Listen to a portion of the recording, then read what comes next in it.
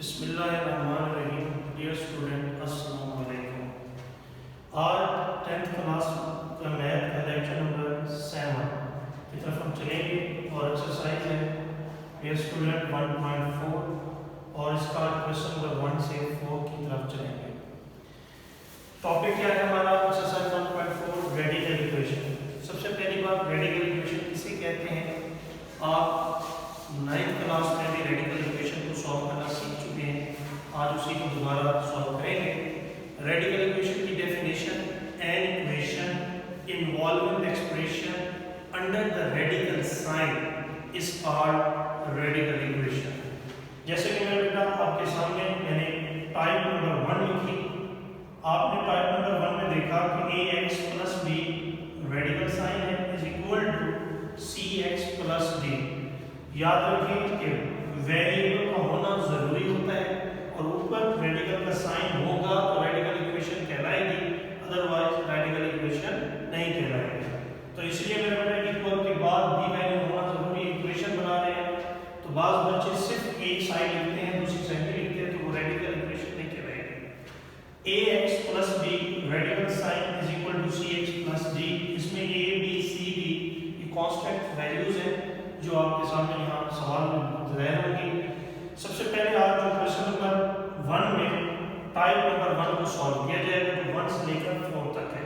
Type number 1 में है क्या कि इसमें रेडिकल साइन 1 होगा, रेडिकल साइन 1 होगा, जैसे कि आपको सवाल में भी दिखाई दे रहा होगा कि रेडिकल का साइन जो है एक वैल्यू के ऊपर है, बाकी लेफ्ट इसमें नहीं है, राइट हैंड साइड में मौजूद है।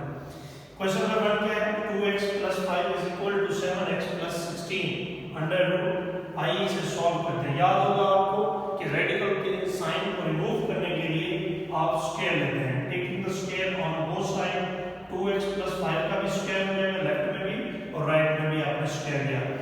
लेफ्ट में कोई एक फार्मूला है a + b का होल स्क्वायर, यानी a², 2 का स्क्वायर 4x का स्क्वायर, 5 का स्क्वायर 25 बेटा, 2 5 का 10 10 टू द 20 यानी 2a 20x हो जाएगा।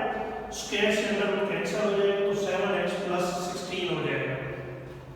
अब ये दोनों वैल्यू प्लस से इधर आके क्या हो जाएगी? माइनस 4x का square plus 20x minus 7x plus 25 minus 16। Like term को लाइक टर्म के साथ रखेंगे। 4x का स्क्वायर ऐसे आ जाएगा, 20x में से 7 को निकाल देंगे तो 13, 25 को 16 से निकाल देंगे तो 9 बच जाएगा। फिर वही फैक्टराइज करेंगे। 4 को याद है 9 के साथ प्रोडक्ट करना है, 4 9 का 36।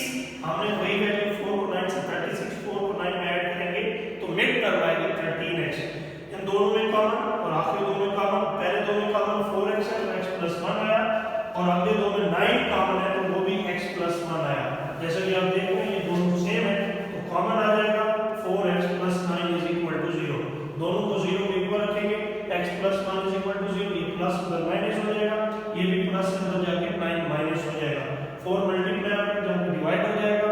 अब ये दोनों x की वैल्यू, बेटा एक बात यहां बताना जरूरी है, सॉल्यूशन सेट कैसे पता चलेगा ये दोनों सॉल्यूशन सेट है, उसके लिए आपको चेक करना जरूरी होता है।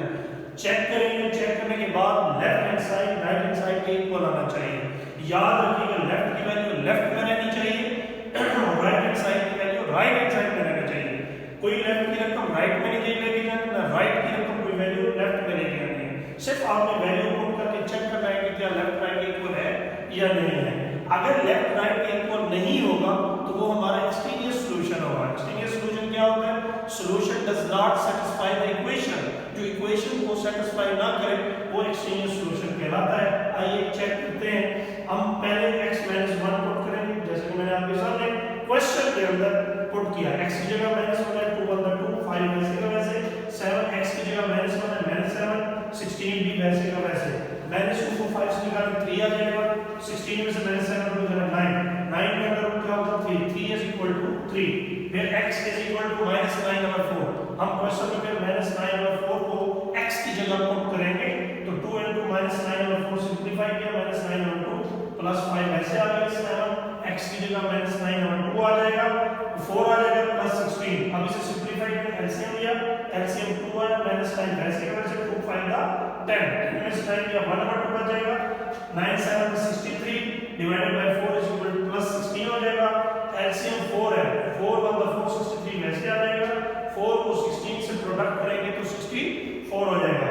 तो प्लस माइनस करें तो 1 बचेगा, 1 और 4, 1 का अंडर रूट 1 होता है, 4 का अंडर रूट 2 होता है। जैसा कि देखा इसका भी लेफ्ट राइट के इक्वल है, उसका भी लेफ्ट राइट के इक्वल है।